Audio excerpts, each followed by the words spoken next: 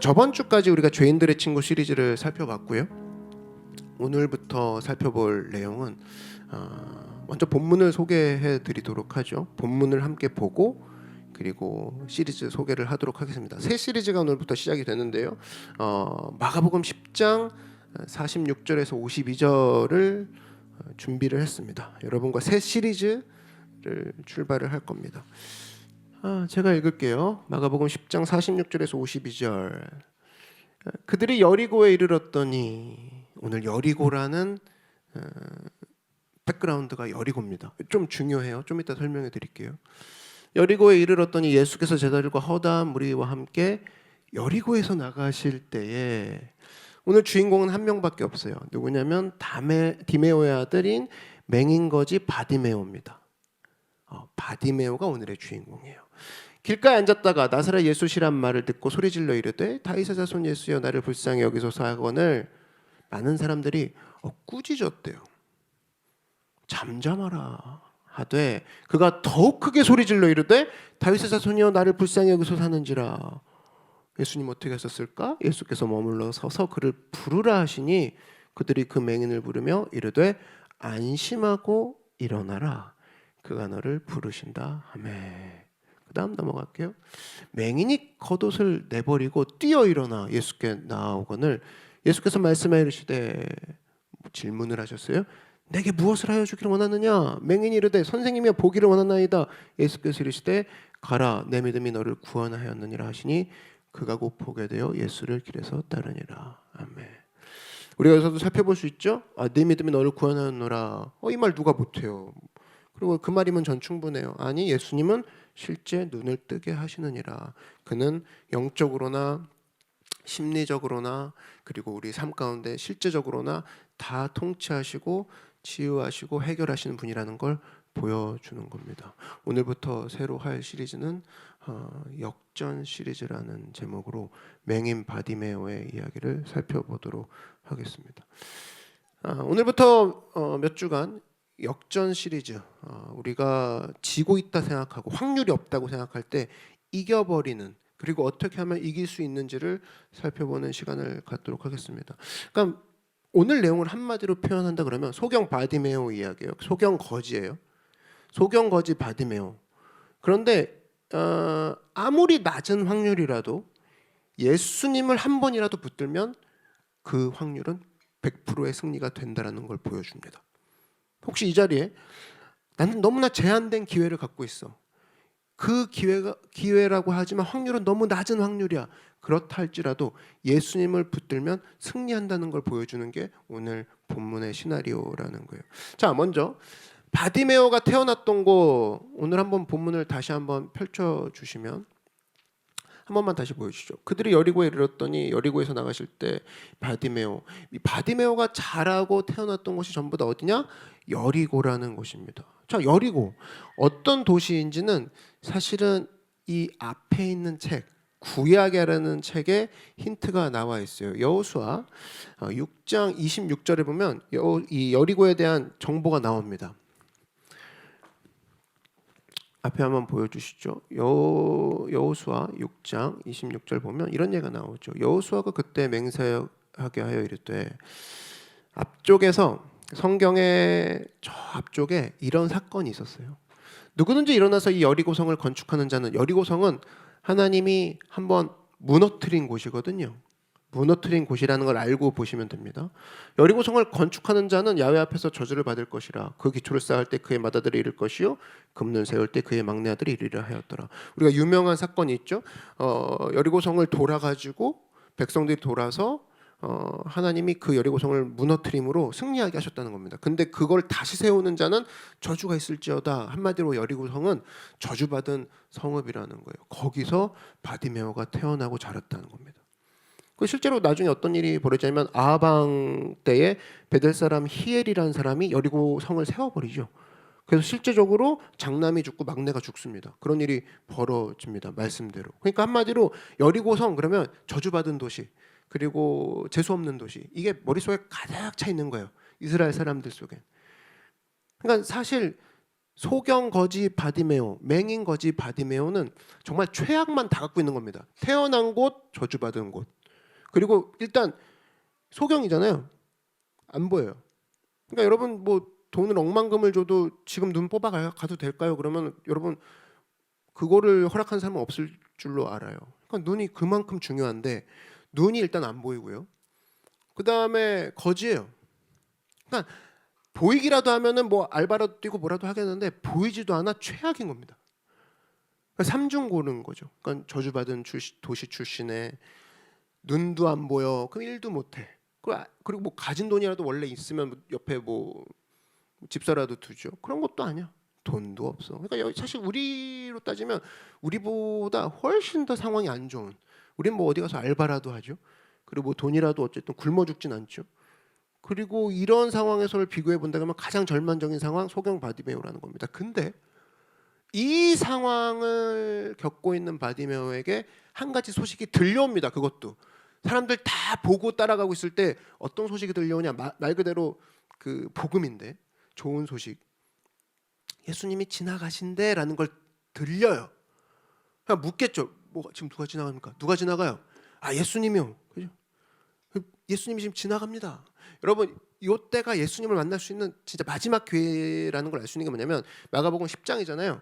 11장부터는 예수님이 십자가 지시는 장면으로 나갑니다. 거기서 이제 사람들과 만나는 게 거의 이제 제한이 되죠. 예루살렘 성으로 들어가는 게 11장이고 10장 마지막으로 십자가 지기 전에 들린 도시가 어디냐면 저주받은 도시. 여기서부터 벌써 소름 돋지 않습니까? 예수님 완전 목욕 재개하고 십자가 달려 돌아가신 그런 준비를 한 게 아니라 마지막에 들리신 도시는 여리고라는 저주받은 도시를 들렸다는 거예요. 일부러. 근데 이 소경 바디메오 입장에서는 그 한 번의 소리를 들은 거죠. 마지막 찬스였습니다. 어떻게 보면.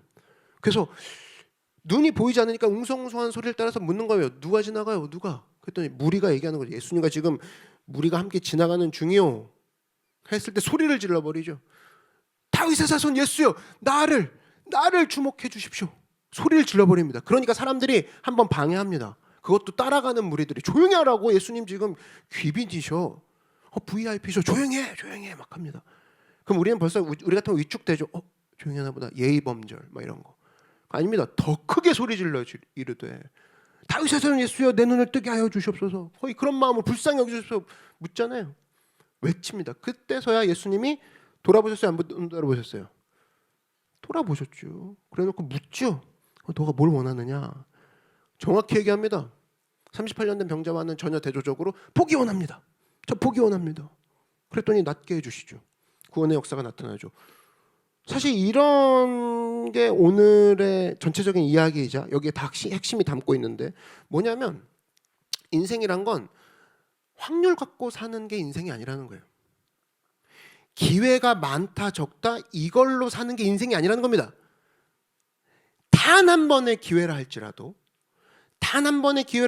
내가 예수님을 그 기회 가운데 붙들고 단 한 번의 기회일지라도 내가 나에게 주신 사명을 깨닫고 그 사명과 마음 가운데 그 기회를 붙잡는다 그러면 이제까지의 삶이 오늘 바디메오처럼 한 번에 뒤집어질 수 있는 인생이 될 수 있다는 걸 보여주는 거죠. 여러분 보세요. 항상 투덜대는 게 나는 늘 확률이 적어. 난 늘 기회가 적어. 쟤는 기회 되게 많아. 기회 많은 동네에 살고 있어. 쟤는 확률이 늘 많잖아.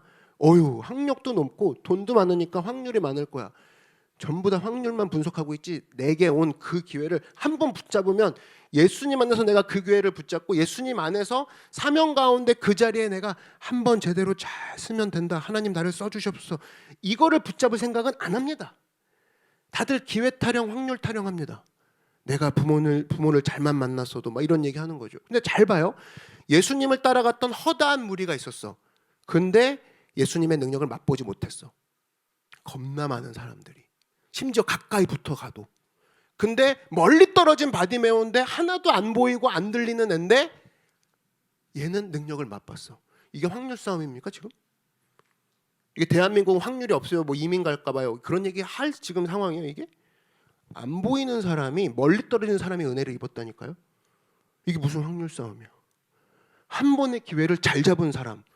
주님으로 인해 정확히 중심을 잡고 그 관역 가운데 그 한 번의 기회로 정확히 뚫고 가서 체험을 맛본 사람의 거기에 집중해야지. 금수저 흙수저 뭐 이거 여전히 따지고 요즘 시세가 안 좋아, 요즘 경계가 안 좋아, 그것 따지고 있고. 그것 따졌으면 이 사람 아직도 눈 안 못 뜨고 있을 겁니다. 그렇지 않겠어요? 내가 뭐 이 주제에 내가 이 상황에 사람들한테 폐를 끼쳐가면서까지 그놈의 민폐 뭐 민폐 따지면 언제 은혜 받을 건데. 그렇게 따지면은 아무것도 못했을 거라고. 근데 지금 얘는 정확히 이겁니다. 말씀 하나 들은 거예요. 예수님이 지나가신대. 복음 들은 거죠. 지나가신대. 이거 하나 붙들었더니 삶이 역전되더라는 겁니다. 그렇게 따지고 보면 바디메오가 있고 우리가 있어요. 그러면 우리 둘이 같이 비교합시다. 바디메오가 있고 우리가 있어요. 그러면 우리는 예수님의 말씀을 바디메오보다 1000배 만배는 더 많이 들었지 않았어요? 그 유튜브 보면 다시 보기도 하고 얼마나 많이 들어. 계속 듣잖아요. 그죠? 계속 듣고 다니잖아, 설교를. 더 많이 들었다고. 근데 그 말씀을 많이 듣고 다님에도 불구하고 바디메오처럼 한 번의 말씀을 듣고 바로 실행하면서 그 가운데 뛰어나간 사람만이 능력을 체험할 수 있다는 걸 지점을 보면 내가 지금 해야 될 건 한 가지 말씀이라도 붙들어야 내가 살 길이구나. 믿으십니까? 그거라는 거예요. 1000가지 설교, 100번의 설교. 박철 목사님 설교가 좋아. 뭐 재생 목록 필요 없고 오늘 울려 퍼지는 이 하나님의 말씀 그 한 번을 딱 듣고 여기서 내 삶이 변화될 수 있다는 그 한 번이 여러분의 삶을 역전시킬 수 있는 실제적인 원동력이 될 거라는 거예요. 바디메오가 그랬다니까요. 그래서 여러분 이걸 통해서 전공이 좌절이고 부전공이면 낙심인 뭐 이런 인생 살지 말고 하나님 앞에 내가 주님 붙잡고 가기 원합니다. 하나님 앞에서 언제나 일어서는 주의 말씀은 저를 살릴 수 있습니다라는 낮은 확률 속에서도 승리하는 여러분 되길 주의 이름으로 축원합니다. 오늘 그 방법을 3가지로 살펴볼 건데요. 낮은 확률 속에서 승리할 수 있는 방법 첫 번째 따라 말씀해 주시죠. 핑계대지 말라. 핑계대지 말라는 거예요. 여러분 자연주의의 그 결정적인 약점이 뭐냐면 핑계입니다. 이런 거죠. 우리 주변에 많은 사람들이 그런 얘기합니다. 난 너무 가난해. 그래서 돈 좀 벌고 난 다음에 예수님 섬길 거야. 교회도 그래야 돕지. 핑계입니다. 난 너무 바빠. 이번 프로젝트만 마치고 난 다음에 예수님께 나아갈 거야. 그거 부자 청년 그 부자랑 다를 게 없어요. 창고를 다 짓고 나서 여기에 곡식을 쌓아놓고 그러면 내가 마음이 평안하리라. 하나님이 묻죠. 내가 네 영혼을 걷어갈 건데 거기에 대한 플랜은 있니 이놈아? 없죠. 이 일을 다 마치고 예수님 섬길 거야? 그건 네 생각이고.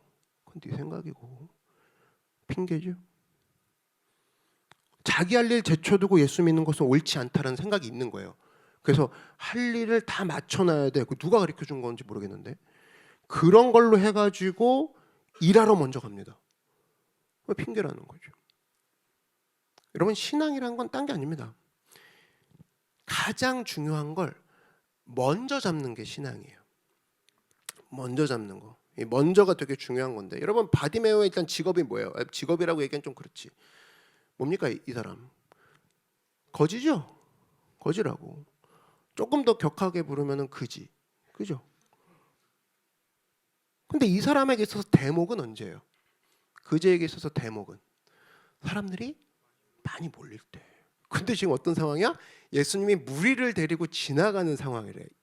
구걸하기 이거보다 좋을 때가 어디 있어? 그러니까 이 사람은 들렸던 키워드가 다른 거예요. 예수님이 무리와 함께 지나가신데 그랬을 때 평범한 거지들은 무리? 와 오늘 떼돈 벌겠군. 국밥은 먹을 수 있겠어. 무리가 지나간대. 근데 얘는 어디에 꽂혔냐? 예수님이 지나간대. 이거죠. 그거라고. 정보의 양이 여러분을 결정짓지 않습니다. 정보의 그 기준을 어디다 두느냐는 거지. 정보 따지고 있는데 내가 뭐가 들리느냐가 중요한 거거든요. 다 같이 들었어요. 그랬을 때 바디메오가 결정을 했어야 하는 거죠. 야, 내가 이 무리들을 향해서 구걸을 할 것인가? 이런 대목이 없는데 아니면 내가 같이 지나가고 있는 모든 기회를 다 접고 예수님께 내가 다가갈 것인가? 둘 중에 한 번을 결정을 했어야 했다고. 근데 바디메오는 결정한 거죠. 내 모든 기회를 다 접고 예수님을 부르는 결정을 하겠다 하면서 다윗의 자손 예수여 나를 불쌍히 여기소서를 외쳐버리는 겁니다. 그럼 우리한테 적용해 봅시다. 여러분도 이 땅을 살아요. 이 땅을 쭉 살면서 내가 하고 있는 반복적인 일들, 그지 같으면 구걸이죠. 먹고 사는 일이죠. 우리랑 다를 바 없어. 먹고 사는, 출퇴근하고 밥 먹고 일하고 이런 것들이죠.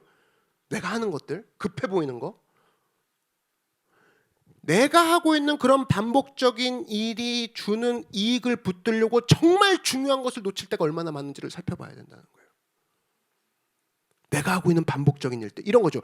내가 예수님께 예배를 드리러 가야 되나, 돈벌이를 하러 가야 되나, 아니면 내가 예수님께 헌신해야 되나, 아니면 내가 학업을 해야 되나, 이런 거.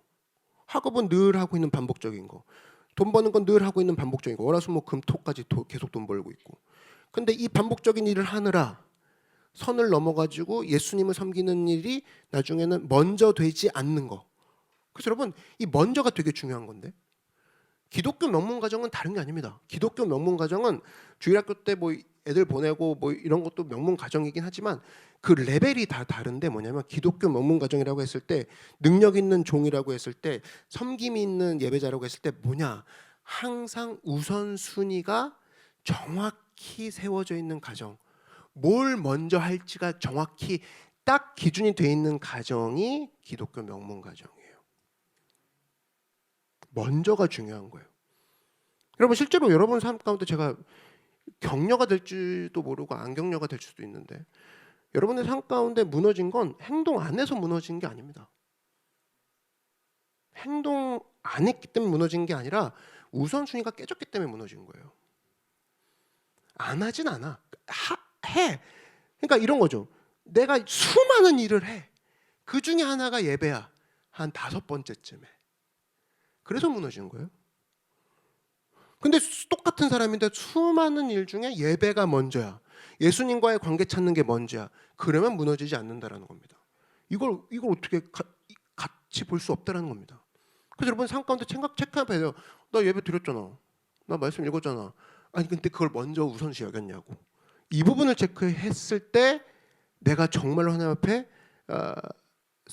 제대로 서 있는 사람이지, 그게 아니라면 다 핑계라는 겁니다. 했고 안 했고가 문제가 아니에요. 먼저 했냐, 먼저 하지 않고 있느냐. 그래서 그것부터 풀지 않으면 우리 삶은 계속 무너진 상태로 있을 거라는 겁니다. 예수님과의 관계가 먼저, 예수님을 찾는 것이 먼저다. 이것이 먼저 돼야 된다는 거예요. 그렇지 않다면 지금 제가 볼 때 많은 청년들이 동전 구걸하고 다니느라 지나가는 예수님을 놓친 사람들이 얼마나 많은지 모릅니다. 지금이 대목 아니네요. 분석을 해보니까 지금 잡아야 된대요. 예수님은 휙 패싱되고. 저는 아무쪼록 안타까운 마음을 가지고 이 오늘 말씀을 준비하면서 많은 청년들이 구걸하느라, 내가 하고 있는 일에 반복적으로 빠져 있느라 예수님이 저주받은 내 도시에 오신 것도 모르고 내가 다른 그 근처에 있는 사람들을 통해 돈 버는 걸로 끝내고 있다라면, 하나님, 내가 삶 가운데 핑계를 벗어던지고 예수님을 먼저 붙들어 버리고 예수님을 내가 먼저 찾고 그 가운데 살 수 있는 우리가 되기 원합니다. 이런 기도로 하나님 앞에 낮은 확률 가운데도 승리하는 바디메오 같은 인생 되길 주의 이름으로 축원합니다. 두 번째는요, 낮은 확률 속에서도 승리하는 방법은 뭐냐? 한번 따라 말씀해 주십시오. 거지의식을 버려야 한다. 많은 사람들이 이런 얘기하는 걸 듣습니다. 예수 믿으면 불편하대요. 왜? 술도 못 마시고요, 뭐 클럽도 못 가고 담배도 못 피고, 뭐 나쁜 짓도 못 하고, 불편해서 못 믿겠다는 거야. 결국엔 불편해서 못 믿겠고, 양심에 캥기니까 그냥 뭐 띄엄띄엄 나오는 걸로 대신하면 안 될까요? 제가 너무 죄송해서요. 결국 불편해서 못 믿겠다 그건데, 제가 한번 물어보겠습니다. 거지가 있는데, 두 거지가 있는데, 한 거지는 눈 뜬 거지예요. 한 거지는 소경 거지야. 눈이 안 보여요. 그럼 여러분, 누구한테 돈을 더 주고 싶어요? 아무한테도 주고 싶지 않아요? 소경, 그죠? 더 불쌍해 보이죠. 그 다음에 어떤 거지가 있어요. 그러면 건강한 거지예요. 근데 이쪽 거지는 사지가 좀 뒤틀리고 손가락도 몇 개 없어. 누구한테 더 돈을 주고 싶어요? 그죠? 아무래도 좀 없어 보이고 기능이 안 되는 사람에게 동정심이 가죠. 주고 싶다고. 그래서 여러분 거지로서 대성하기 위해서는 모든 게 부족해야 됩니다. 풀 옵션으로 다 부족해야 돼요. 건강도 애초에 없을 거면 없고 돈도 없고 못생기고. 그러니까 잘생긴 거지가 있고 못생기고 막 머리 빠지고 막 눈 작고 막 그러면 일단 잘생긴 거지는 물론 몰려는 가겠죠. 몰려는 가겠지만 사실은 아이고 애처로워 하면 거지 입장에선 돈을 스테디하게 벌 수 있는 그런 조건을 갖추고 있는 거죠. 여러분 우리가 예수 믿으면 불편하다. 이건 사실 무슨 얘기인지 아십니까? 예수 믿으면 불편해. 이건 뭐냐면 내가 거지로서 살아가는데 이렇게 유익한 걸 예수 믿는데 이걸 버리라고? 절대 그럴 수 없지. 그게 예수 믿으면 불편하다는 소리예요. 내가 아니 눈을 뜨면 어떡해? 수입원이 잘리는데 안 뜨고 말래. 눈 뜨라고 자꾸 하네? 아니야. 뜨면은 수입이 줄어들 거야. 수입이 줄어드니까 손이 펴지면 안 돼. 근데 자꾸 손을 피시려고 해. 아니야. 손을 뭉치고 있어야 사람들이 돈을 주잖아. 이게 뭐예요? 이게 거지의식이에요.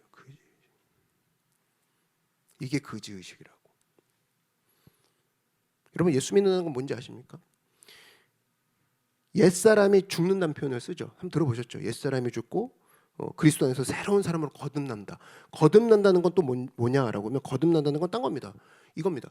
거지가 갖고 있던 모든 조건을 내가 버려버리는 걸 거듭난다라고 하는 거예요. 그러니까 나는 이거죠. 예수 믿고 난 다음에도 훌륭한 거지가 되겠다. 그 의식을 버리라 그겁니다. 예수 믿었는데 내가 더 훌륭한 수입원이 돼서 더 손을 꼬부라뜨리고 더 눈을 불끈 감고 안 뜰 거야. 그게 거지의식인데 그걸 버리라는 거예요. 근데 사람들은 그걸 불편해하는 거죠. 왜? 눈 감고 있으면 돈이 들어오는데 왜 자꾸 뜨라고 해? 그 부분에서 충돌이 일어나는 겁니다. 여러분 계속 기도한다는 것이 왜 짐이냐? 여러분 거지한테는 짐이죠. 기도가. 근데 신분이 바뀐 이젠 하나님 앞에 영적인 승리를 가지고 하나님 앞에서 쓰임을 받고 군사와 같이 활동하는 사람에게는 기도는 짐이 아니라 전신갑주의 무기 중에 가장 중요한 무기가 된다는 겁니다. 이건 달라요. 내가 거지로 생각하면 기도와 말씀은 거추장스러운 거죠. 아 이번 주에 못 읽었대. 아 좀 시간이 나면 말씀을 읽겠대. 거지예요, 거지. 왜? 거지한테 그건 짐으로 여겨지는 거거든. 지금 동양 바구니가 중요한 거고 눈 안 뜨고 그 손 뒤틀어진 게 더 중요한 거지. 어떻게 하면 좀 더 내가 거지인 거를 밝혀가지고 사람들이 나에게 돈을 줄까? 그럼 기도 말씀 사실은 거추장스러운 액세서리밖에 안 되지만 내가 신분이 바뀐 걸 아는 사람에겐 더 이상 기도와 말씀은 짐이 되지 않죠. 거지에게 무슨 방패가 필요합니까? 그 짐밖에 안 되지. 그러나 하나님 백성들은 주의 말씀은 피할 수 없는 가장 절대적인 무기요 방패요 우리를 살리는 하나님의 주신 도구인 줄 믿습니다. 그래서 기도 열심히 하고 싶어요. 말씀 열심히 안 읽었어요는 신분의 그 깨달음의 문제인 거죠. 그래서 여러분 사실은 거지의식이 우리를 괴롭히고 있는 건데 이스라엘 백성도 한번 보세요. 이스라엘 백성들도 출애굽하는 순간을 가만 보면 순식간에 했습니다. 200만 명이나 되는 민족들이 순식간에 출애굽을 했어요. 근데 가나안 땅이라고 들어가는 그 기간은 40년이 걸렸습니다. 이유가 뭘까? 하나님의 능력이 없어서가 아니라 사람들 머릿속에 틈만 나면 뭐 했냐면 불평을 이런 식으로 했습니다. 아, 애굽에 있었으면 진짜 좋았을 텐데. 모세야, 네가 나를 끄집어냈고 하나님 핑계 대면서 우리를 끄집어냈다고 하는데 우리 여기서 죽게 됐잖아. 핑계를 계속 대는 거예요. 그러니까 뭐예요? 노예의식이에요. 거지의식이에요. 우리가 이집트에 있었어도 참 좋았을 텐데. 그러니까 하나님이 그 의식을 죽여버리기 위해서 40년을 쓰시죠. 그리고 그 의식이 없었던 여호수아와 갈렙 두 사람만 가나안으로 들어갑니다. 그러니까 사실은 나를 죽이는 게 누구냐면 딴 사람이 아니에요. 내가 나를 죽이는 거예요. 내 생각 속에 내 거지의식이 내 노예의식이 나를 죽이는 거라고. 여러분 누가 봐야만 일을 하고 있습니까? 노예라는 거예요. 강제로 해야지만 헌신합니까? 노예라는 거예요. 하나님 우리를 자유민으로 세우셨지 거지로 세우신 게 아니라는 겁니다. 그래서 우리 마음 가운데 가장 없어져야 될 것 중에 하나가 낮은 확률 속에서도 거지의식을 갖고 있으면 계속 거지로 사는 거고 되게 돈 많이 버는 거지. 항상 구걸의 수입원이 일정한 거지. 근데 우리가 그 지식을 버리는 순간 소경 바디메오처럼 눈을 뜨고 완전히 다른 신분으로 주님 앞에 쉬프트할 수 있는, 그리고 새로운 인생을 맛볼 수 있는 사람, 바로 그 지식을 버리는 사람만 그런 은혜를 체험한다는 사실을 깨닫고 하나님 앞에 신분을 새롭게 다짐하는, 그리고 그것을 기억하는 여러분들에게 주의 이름으로 축원합니다. 자, 세 번째 마지막으로는 낮은 확률을 갖고 있어요. 어떻게 할까요? 확률이 없는데. 이때 승리하는 방법은 이겁니다. 따라 말씀해 주십시오. 부르짖으라. 부르짖으라는 거예요. 오늘 본문 중에 보면은 이 소경 바디메오가 부르짖죠. 47절에 소리 질러. 헬라어로 보니까 크라조라고 되어 있습니다. 크라조에서 영어 크라이가 나온 거예요. 근데 이거는 크라이 아웃에 가까워요. 외쳐버리는 거죠. 예수님 하고, 그죠? 예수님. 이 표현은 이런 겁니다. 고래고래 소리 지르는 건데 적당히 부르는 게 아니에요. 예수님 하고 불렀는데 언제까지 부르냐? 돌아볼 때까지. 예수님이 나를 돌아볼 때까지 부르짖다. 크라조. 그게 헬라어예요. 근데 예수님이 돌아보셨어요? 안 돌아보셨어요? 돌아보셨다고. 안 돌아보신 분이 아니라고. 심지어 주변이 반대를 해도 계속 소리 질렀어. 여러분, 주변이 반대하면 멈출 때가 있죠. 내가 너무 믿었지? 여러분, 예수 믿는 사람 사실 이런 게 있어요. 하나님 앞에, 예수님 앞에 하나님만이 소망이라고 얘기는 하잖아. 주님만이 내 살 길이라면서요. 근데 그분께 크라이아도 하고 있냐는 거예요. 아니, 저기만이 방법이라며. 하나님만이 나를 살릴 거라며. 근데 크라이아웃 사는 게 없습니다. 그런 애티튜드가 없습니다. 마음속 깊은 곳엔 저 길이만이 아닐 수도 있기 때문이라는 거예요. 근데 소경 뭐예요? 너네들이 나한테 동전은 던져줄지언정 눈은 못 뜨게 하잖아. 나는 눈 뜨게 하는 분을 정확히 알고 있다고. 예수님 예수님 예수님 불렀다고. 우리 소경보다 못한 신앙 갖고 있는 거 아닙니까 혹시? 눈은 떴는데 그래도 방법이 있지 않을까? 원어브댐이야. 기독교는 원어브댐이지. 이해되는 것까지만. 지금 얘가 이해돼서 뛰어갔을까요? 크라이아웃이 이해되는 사람이 하는 행동입니까? 아니야. 내가 주님밖에 없습니다. 그 성경이 수많은 것들 중에 명령어가 되게 많습니다. 구하라, 두드리라, 찾으라, 언제까지? 될 때까지. 그거예요. 여러분, 지금 수많은 문제 속에 산재되어 있는 걸로 제가 알고 있습니다. 그런 소경이에요. 그런 거지예요. 그럼에도 불구하고 아무것도 안 하고 아무것도 없음에도 불구하고 되게 얌전한 거지로 살고 있지 않습니까? 되게 얌전한 거지. 운명에 순응하고 좀 이러다가 그냥 너무 튀는 것 같잖아요. 아니 예수님이 우리 답인데 믿으십니까? 그럼 크라이아웃 해야죠. 그게 답이라며, 유일하다며. 성경에 나오잖아요. 천국의 비유가 밭에 보화가 있는 걸 발견하고서 그 사람이 가서 밭 전체를 사버리잖아. 자기 전세를 털어서 투자하잖아요. 완전 집중하잖아. 그게 확실하니까. 예수님은 마찬가지로 합니다. 예수님이 어떤 분이냐? 내 눈을 뜨게 하셨다. 그리고 나의 신분을 거지에서 자녀로 변경하셨다. 믿으십니까? 그런 분이라고. 그러면 나는 죄악의 자녀에서 살고 있다가 이제는 하나님의 자녀로 사는 사람이다. 그런 예수님이 내 눈앞에 있다. 어떻게 부르짖지 않을 수 있냐는 거예요. 무슨 체면을 따집니까? 지금 체면 따질 때면 여러분 심각한 것도 아닙니다. 지금 문제 말만 그렇지 걱정돼요. 걱정 안 되고 있는 거야 그거. 진짜 걱정되는 사람 봐봐. 뭐 주변 눈치 쓸 게 어디 있습니까? 주님 살려주십시오. 제발 도와주십시오. 그런 사람이 하나님이 돌아보는 사람이 된다. 그런 사람이 예수님의 은혜를 체험하는 사람이 된다라는 겁니다. 말씀의 결론을 맺습니다. 우리 소경 거지 바디메오 이야기를 오늘 살펴봤는데 이럴 수 있어요. 주변에서도 다 그래요. 넌 운명이 원래 그래. 자기도 그래. 나는 운명이 원래 그렇지. 이게 뭐냐면 자연주의 철학입니다. 핑계론이에요. 너는 이런 이유로 그렇게 그지같이 살고 있는 거야.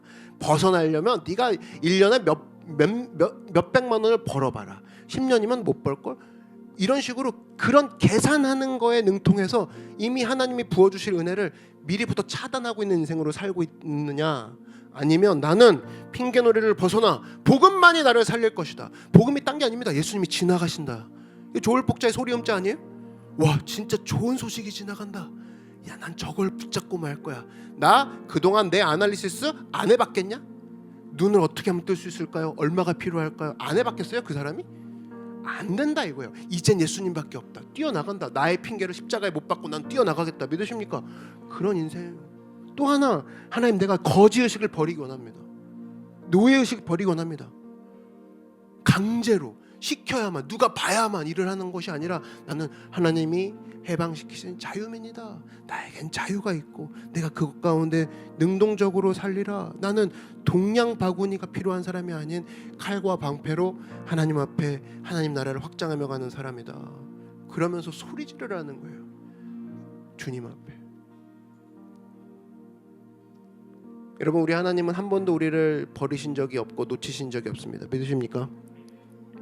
그런 하나님이 우리 하나님이라는 거예요. 저는 오늘 한 가지 찬양을 준비하면서 아마 이 소경 바디메오와 같은 마음이 이 찬양과 같지 않을까라는 생각으로 준비를 했습니다. 이 찬양을 여러분이 함께 하실 때 한번 과거가 이렇게 지나가실 거예요. 그리고 미래를 생각할 겁니다. 하나님이 어떻게 일을 하셨구나. 그리고 그가 앞으로도 이렇게 하시겠구나. 이런 은혜가 우리 가운데 흘러 넘치길 바랍니다.